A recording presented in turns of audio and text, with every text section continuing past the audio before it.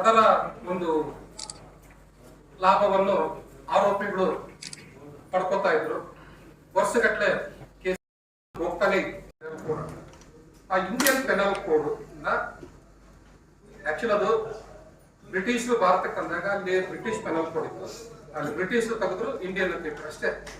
Almost same sections ಇನ್ನೂ effective ಆಗಿ ತಂದ್ರಿ. ಯಾಕಂದ್ರೆ ಇಲ್ಲಿ ಅವರ ಒಂದು ಗುಲಾಮಗಿರಿಯಲ್ಲಿ ಇಟ್ಕೋಬೇಕಾಗಿತ್ತು. ಅದಕ್ಕಾಗಿ ಸೆಡಿಕ್ಷನ್ ಅಂತ ಹೇಳಿ 124A ಎಲ್ಲ ರಾಜ್ಯದ್ರೋಹ, ರಾಷ್ಟ್ರದ್ರೋಹ ಅಂತ ಹೇಳಿ ಅವರೆಲ್ಲವನ್ನು ಅದರಲ್ಲಿ ಇನ್ವಾಲ್ವ್ ಮಾಡಿದ್ರು. ಈ IPC ಈಗ ನಮಗೆ ಬದಲಾಗಿ ಈ ಕಲೋನಿಯಲ್ ಮೈಂಡ್ ಅಂದ್ರೆ ವಸಾಹತುಶಾಹಿ ಒಂದು ಮೈಂಡ್ ಸೆಟ್ ಇಂದ ನಾವು ಹೊರಗಡೆ ಬರಬೇಕು. ನಮ್ಮ ದೇಶಕ್ಕೆ ನಮ್ಮದೇ ಆದ ಒಂದು ಕಾನೂನುಗಳು ಇರಬೇಕು ಎಂಬ ದೃಷ್ಟಿಯಿಂದ ಭಾರತೀಯ ನ್ಯಾಯ ಸಂಹಿತೆ BNS ಇದು ಇಂಡಿಯನ್ ಪೆನಲ್ ಕೋಡ್ ಏನು ಹಿಂದೆ ಇತ್ತಲ್ಲ, ಆ ಇಂಡಿಯನ್ ಪೆನಲ್ ಕೋಡ್ಗೆ ರಿಪ್ಲೇಸ್ ಮಾಡಿ ಅದನ್ನ ತಂದ್ರು.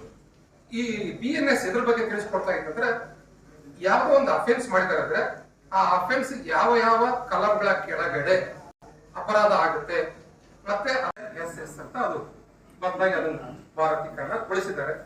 ಅದೇ ರೀತಿ ಕೋರ್ಟ್ ಅಲ್ಲಿ ಸಾಕ್ಷಿಗಳು ಯಾವ ರೀತಿ ನಾವು ಪ್ರೊಡ್ಯೂಸ್ ಮಾಡಬೇಕು, ಯಾವ ರೀತಿ ಸಾಕ್ಷಿಗಳನ್ನ ಅಕ್ಸೆಪ್ಟ್ ಮಾಡಬೇಕು, ಯಾವ ರೀತಿ ಸಾಕ್ಷಿನ ಡಿಸ್ಕಾರ್ಡ್ ಮಾಡಬೇಕು ಅಂದ್ರೆ ಒಪ್ಪಿಕೊಳ್ಳಾರ್ದಂತ ಇರಬೇಕು, ಅದೆಲ್ಲದ್ರ ಬಗ್ಗೆ ಈ ಭಾರತೀಯ ಸಾಕ್ಷಿ ಅಧಿನಿಯಮ BSA ಇದು ತಿಳಿಸ್ಕೊಡ್ತಾರೆ. ಕೈಯಲ್ಲಿ ಮೊಬೈಲ್ ಇದೆ, ಎಲ್ಲರ ತಕ್ಕ ಫೋನ್ ಪೇ ಯೂಸ್ ಮಾಡ್ತೀವಿ.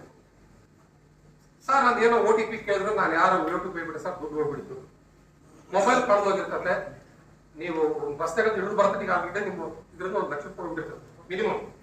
ಈ ರೀತಿ ಸೈಬರ್ ಕ್ರೈಮ್ಗಳು ಜಾಸ್ತಿ ಆಗ್ತಾ ಇದ್ದಾವೆ. ಇನ್ನೊಂದೇನಾಗ್ತಾ ಇದೆ ಅಂದ್ರೆ ಆರ್ಗನೈಸ್ಡ್ ಕ್ರೈಮ್, ಮಾಬ್ ಲೀಚಿಂಗ್, ಈ ಎಲ್ಲವುದು ನಮ್ಮ ಹಿಂದಿನ ಕಾನೂನುಗಳಲ್ಲಿ ಅವತ್ತಿಗೆ ಇವು. ಯಾಕಂದ್ರೆ ಈ ಬ್ರಿಟಿಷರು ಬಂದ ಆಲ್ಮೋಸ್ಟ್ 18ನೇ ಶತಮಾನ 19ನೇ ಶತಮಾನದ ಆದಿಗೆ ಬಂದಿದ್ದು. 1876 75 ಆ ಒಂದು ಕಾಲದಲ್ಲಿ ಬಂದಂತ ಈ ಕಾಯ್ದೆಗಳು ನಾವು ಇಲ್ಲಿವರೆಗೂ ಮುಂದುವರ್ಸ್ಕೊಂಡು ಬಂದಿದ್ವಿ.